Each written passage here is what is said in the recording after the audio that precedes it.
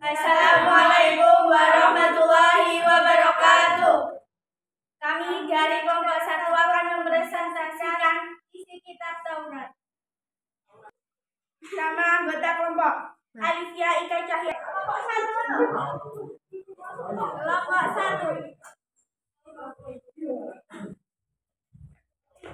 Nama anggota: Alifia Ika Cahyani, absen nomor 2.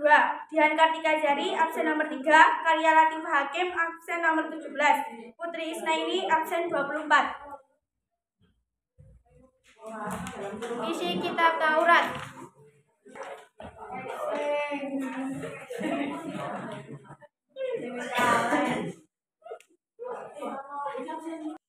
Kitab Taurat diturunkan oleh Nabi Musa yang berisikan 10 pokok peraturan atau perintah yang sering disebut dengan The Ten Commandments.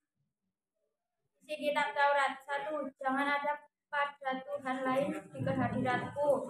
2. Jangan membuat patung ukiran dan jangan pula menyembah patungan karena aku Tuhan Allahmu. 3. Jangan kamu menyebut Tuhan Allahmu dengan sia-sia. 4. Ingatlah kamu akan hari Sabat Sabtu supaya kamu sucikan dia. 5. Berikan hormat kepada ibu bapakmu. 6. Jangan membunuh sesama manusia. 7. Jangan berzina. 8. Jangan mencuri. 9. Jangan menjadi saksi palsu. 10. Jangan berkeinginan memiliki hak orang lain. Isi kitab Taurat. 1. Jangan ada pada Tuhan lain di kehadiratku. 2. Jangan membuat patung ukiran dan jangan pula menyembah patung karena aku Tuhanmu Allahmu. 3. Jangan kamu menyebut Tuhan Allahmu dengan sia-sia. 4. Ingatlah kamu akan hari Sabtu supaya kamu sucikan dia. 5. Berilah hormat kepada ibu bapakmu. 6. Jangan membunuh sesama manusia. 7. Jangan berzina. 8. Jangan mencuri. 9. Jangan menjadi saksi palsu. 10. Jangan berkeinginan memiliki hak orang lain. Demikian presentasi dari kelompok 1. Wassalamualaikum warahmatullahi wabarakatuh. Assalamualaikum warahmatullahi wabarakatuh. Kami akan mempresentasikan kitab Zabur.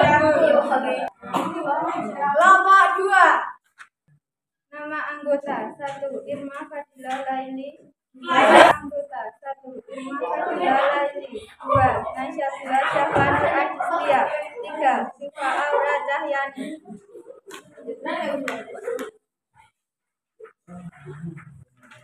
Isi kitab Zabur. 1. Pujian dan penghormatan atas kemuliaan Allah SWT beserta sifat-sifatnya. 2. Nasihat-nasihat kebaikan. 3. Kisah para nabi dan rasul yang akan datang. 4. Kisah tentang umat atau kaum terdahulu. 5. Ungkapan hidup Nabi Daud alaihissalam. 6. Permohonan ampun kepada Allah yang diungkapkan Nabi Daud atas doanya. 7. Sukacita yang dirasakan Nabi Daud alaihissalam setelah meraih kemenangan atas musuh. 8. Zikir dan doa.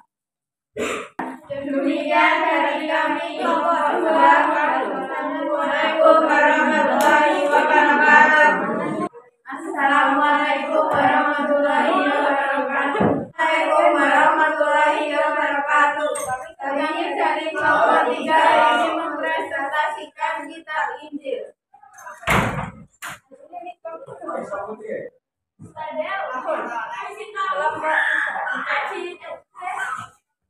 Nama anggota kelompok: Lutfa Nur Aziza, absen 2. Novastiarani Putri Isnaini. Saya Safakayana, absen 30. Yulia Asri, absen 31. Tema kitab Injil.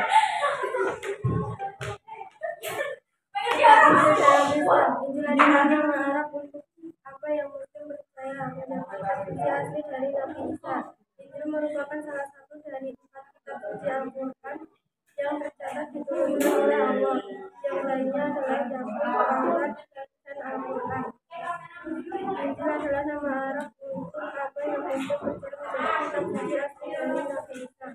Pokok kandungan isi kitab Injil antara lain perintah untuk kembali memiliki Allah, tujuan untuk menjauhkan diri dari kerasukan dan keselamatan dunia, menghapus beberapa hukum dalam kitab Taurat yang tidak lagi sesuai dengan perkembangan zaman, hukum-hukum Taurat serta kabar adanya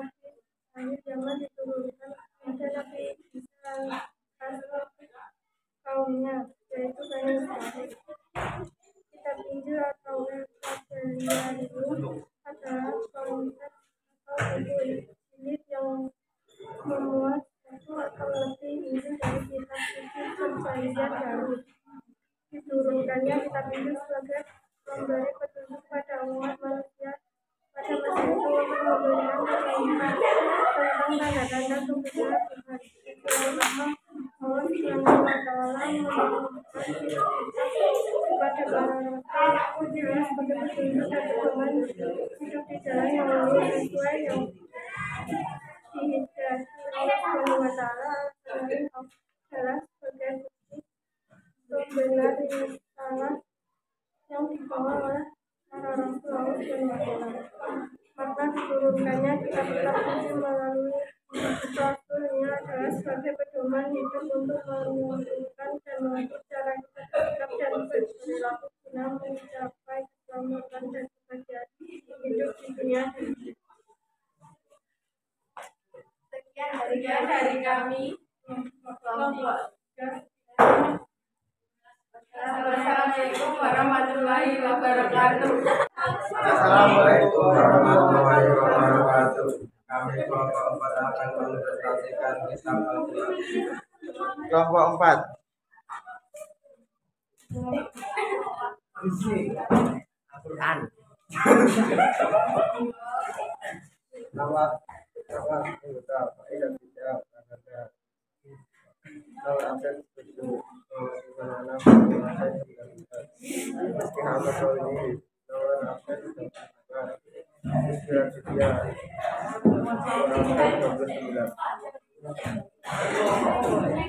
kita Al-Quran diturunkan kepada Nabi Muhammad sebagai pedoman dan petunjuk utama bagi umat Muslim di seluruh dunia.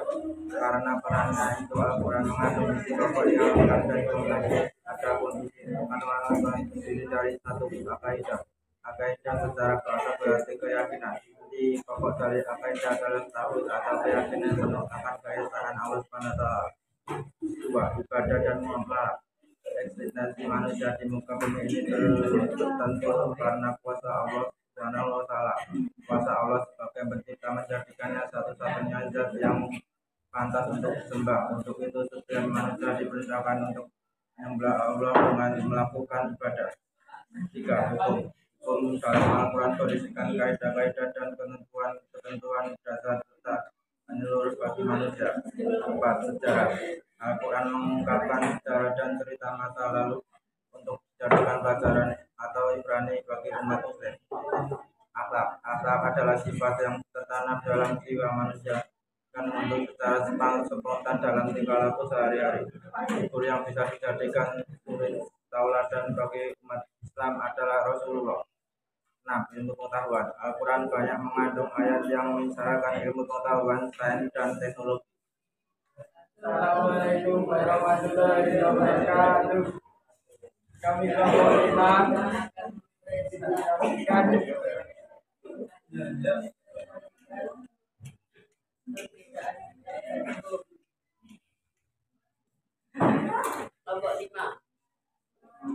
Anggota Agus Sarjanto nomor absen 1, Ziti absen 6, Dirdan Kusdiawan absen 13, Restu Adil Irwansyah absen 26. Perbedaan kitab dan suku. Kitab merupakan wahyu Allah yang diturunkan kepada para nabi dan rasul lainnya untuk diajarkan kepada manusia sebagai pedoman hidup. Kitab lebih lengkap jika dibandingkan dengan isi lembaran yaitu wahyu Allah yang disampaikan kepada nabi dan rasul, tapi masih berupa lembaran yang terpisah dan tidak dikodifikasi namun didahulukan disusun cenderung sangat sederhana.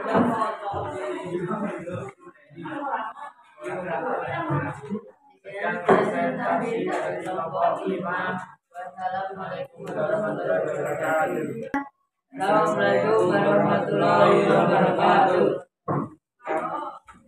Kami dari kelompok 6. Warahmatullahi wabarakatuh. Kami dari kelompok 6 akan mempresentasikan isi hikmah dan pokok. Kelompok 6.